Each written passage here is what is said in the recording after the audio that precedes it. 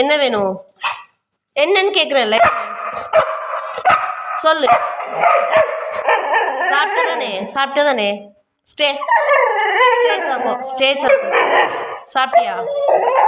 சாப்பிட்டியா? சாப்பாடு தரலையா? இல்லையா? இப்போ தானே சாப்பிட்ட. என்ன இல்லையா? இரு சாப்பாடு வேணுமா?